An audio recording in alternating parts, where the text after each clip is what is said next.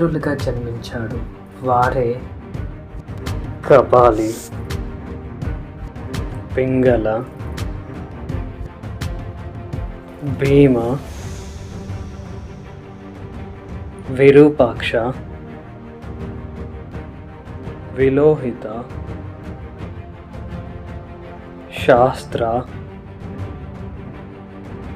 అజపద, అహిర్బుద్ధ్య, శంభుడు, చండుడు, భవుడు. వీరే ఏకాదశ రుద్రులు అని కూడా అంటారు. వీరు దేవతల పక్షాన రాక్షసులతో యుద్ధం చేసి రాక్షసులను ఓడిస్తారు.